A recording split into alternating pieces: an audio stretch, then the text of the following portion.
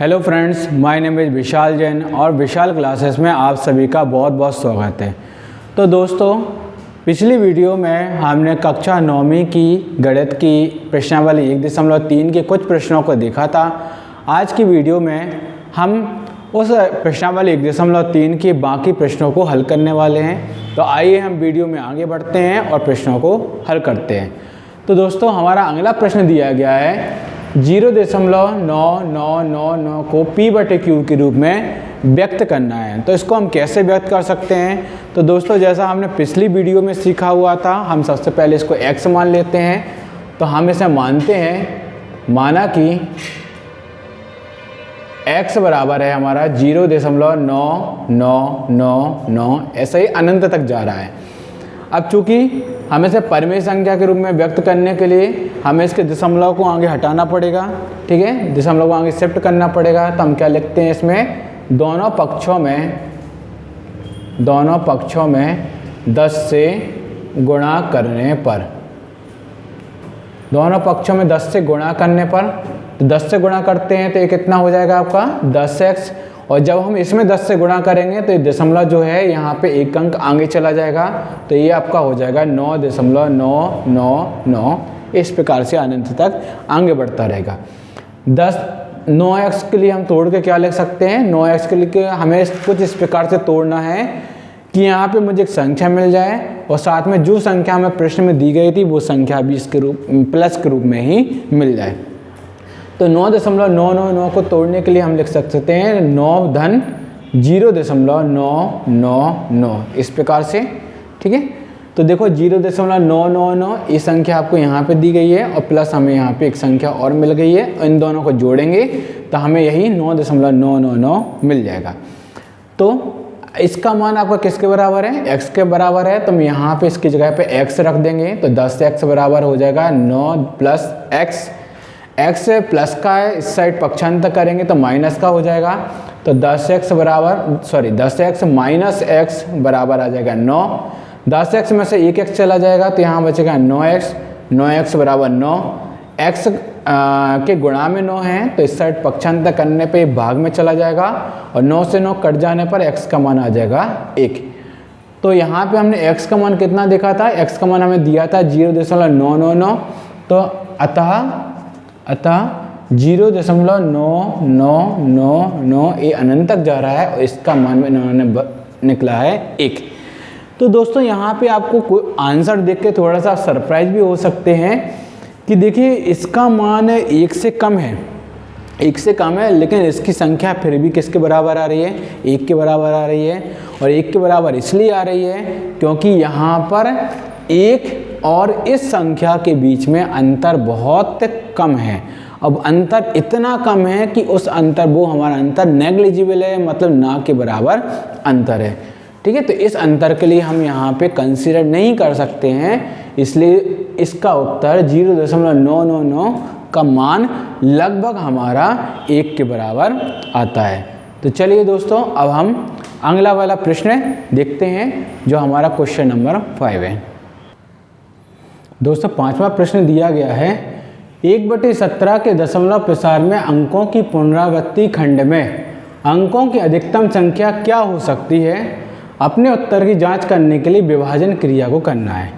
तो दोस्तों, जब भी हमें अंकों की पुनरावृत्ति देखते हैं कि अधिकतम पुनरावृत्ति कितनी हो सकती है, तो हमें इसमें हर में जो भी संख्या दी जाती है उससे एक कम संख्या अधिकतम संख्या हमारी हो सकती है। इससे ज़्यादा कभी भी कोई भी अंक रिपीट नहीं होता है, यानी कि उसकी पुनरावृत्ति नहीं हो सकती है। तो यहाँ पे आपका कितना दिया है, 1/17 दिया है। तो हम क्या लिख सकते हैं, 1/17 के दशमलव प्रसार में, 1/17 के दशमलव प्रसार में अंकों की पुनरावृत्ति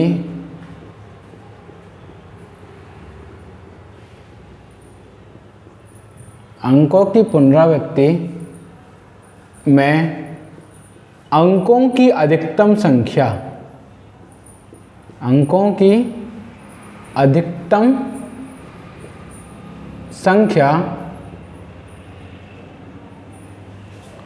17 से कम होनी चाहिए, 17 के बराबर या अधिक नहीं हो सकती है। तो 17 से कम अर्थात 16 हो सकती है। इससे अधिक आपकी इसमें अंकों की पुनरावृत्ति संभव नहीं है। जब भी अंकों की पुनरावृत्ति की बात करते हैं तो जो भी संख्या दी जाती है उससे हमेशा कम होती है, ना तो कभी उसके बराबर हो सकती है, ना कभी उससे ज़्यादा हो सकती है। अब इन्होंने इसके आगे कहा था अपने उत्तर की जांच करने के लिए विभाजन की क्रिया कीजिए, यानी कि आपको भाग देना है और भाग दे के आपको भागफल निकालना है और इसको चेक करना है। तो दोस्तों इसका भाग काफ़ी लंबा जाएगा, आप यहाँ पे देख सकते हैं कि हमें 16 अंकों तक निकालना है, इसलिए हमने इसका भाग पहले ही कर लिया है और इसका उत्तर बस यहाँ पर दे रहे हैं। तो जब हम 17 का 1 में भाग देते हैं तो हमें इस प्रकार से कुछ संख्या प्राप्त होती है 0.88235294117 और इसके बाद हमें फिर से यही संख्या वापस प्राप्त होने लग जाती है 0.88235294117647 और इसके बाद फिर से यही संख्या हमें बार बार मिलती रहती है। ये संख्या ही हमारी बार बार रिपीट हो सकती है। तो हम जरा देख लेते हैं, यही संख्या हमारी यहाँ से लेके यहाँ तक की संख्या जो है वो बार बार आ रही है। तो ये संख्या के ऊपर हम क्या लगा सकते हैं, 12 लगा सकते हैं, ठीक है, क्योंकि यही वाली संख्या हमारी क्या हो रही है, इसकी पुनरावृत्ति हो रही है, यही संख्या हमारी रिपीट हो रही है। इसके हम अंकों को देख लेते हैं, अंक हमारे इसमें कितने आ रहे हैं, तो 1 2 3 4 5 6 7 8 9 10 11 12 13 14 15 16 है। तो दोस्तों यहाँ पे 17 था, इसलिए इसमें अधिकतम कहाँ तक ही गया है, 16 अंकों तक गया हुआ है। तब यहाँ पे नीचे लिख सकते हैं कि 1/17 के दशमलव प्रसार में अधिकतम संख्या 16 होगी। अब हम आते हैं हमारे अगले प्रश्न की ओर। दोस्तों हमारा 6वां प्रश्न दिया गया है, P/Q के रूप की अनेक परमेय संख्याएं लीजिए जहां P तथा Q पूर्णांक है जिनका 1 के अतिरिक्त अन्य कोई उभयनिष्ठ गुणनखंड नहीं है तथा जिनका शांत दशमलव प्रसार है। तो इन्होंने कई सारी परिस्थितियां हमें दे दी हैं कि आपका P/Q के रूप में परमेय संख्या भी होनी चाहिए, P और Q पूर्णांक भी होने चाहिए, उनमें 1 के अतिरिक्त अन्य कोई उभयनिष्ठ गुणनखंड भी नहीं होना चाहिए और इनका दशमलव प्रसार शांत भी होना चाहिए। ऐसे हमें कुछ उदाहरण देना है, ठीक है। चलिए तो देखते हैं इसमें को हम कैसे कर सकते हैं, ठीक है। तो जैसे हम एक संख्या ले लेते हैं 2/5। 2/5 को देखते हैं तो 2 आपका एक पूर्णांक है, 5 भी आपका पूर्णांक है। तो पहली स्थिति हमारे यहाँ पे पूरी हो जाती है, ठीक है। इसमें 1 के अतिरिक्त अन्य कोई उभयनिष्ठ गुणनखंड नहीं है। तो 2 के आप गुणनखंड करोगे तो कितना आ जाएगा, 2 × 1। 5 के गुणनखंड करोगे तब भी कितना आएगा, 5 × 1। तो इन दोनों में कॉमन गुणनखंड क्या है, उभयनिष्ठ गुणनखंड क्या है, सिर्फ 1 के अलावा अन्य में और कोई उभयनिष्ठ गुणनखंड भी नहीं है तथा जिनका शांत दशमलव प्रसार हो।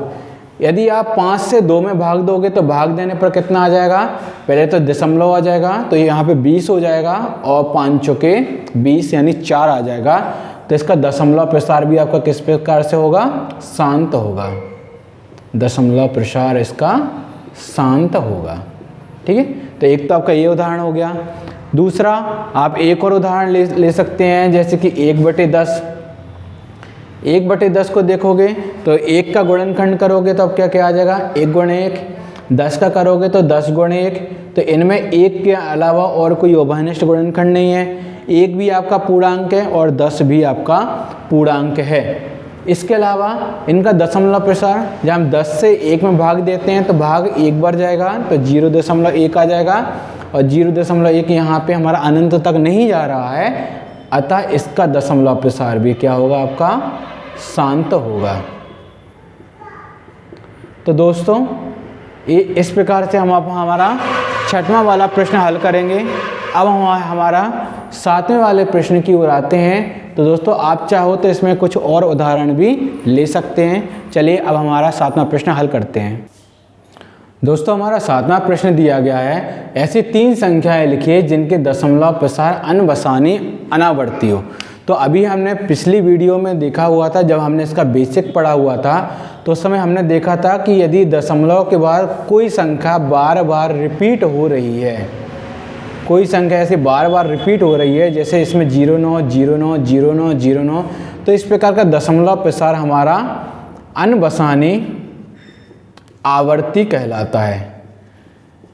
लेकिन यदि किसी में ऐसा आ रहा है कि दशमलव प्रसार रिपीट नहीं हो रहा है, हर बार संख्याएं बदल बदल कर आ रही हैं, जैसे 1 4 8 7 5 2 3 1 4 2 5 9, ठीक है, ऐसा अनंत तक जा रहा है, लेकिन इसमें संख्याएं आपकी रिपीट नहीं हो रही है, तो ऐसे दशमलव प्रसार के लिए हम अनबसानी अनावर्ती कहते हैं।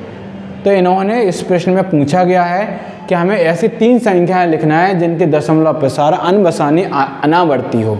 तो चलिए हम यहाँ पे कोई भी 3 संख्याओं के उदाहरण लिख लेते हैं, जैसे कि 0.612 0612 00612 0000612।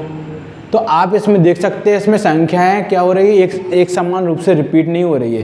पहले 612 आ रहा है, फिर 062 आ रहा है, फिर 0062 आ रहा है, फिर 0062 आ रहा है। इसी प्रकार से आप कुछ और भी ले सकते हैं, 4 5 7 8 9 1 2 6 8 5 3 2 1 7। आप कोई भी संख्याओं का इसमें उदाहरण ले सकते हो, बस ये संख्या अनंत तक जानी चाहिए और संख्या आपकी रिपीट नहीं होनी चाहिए।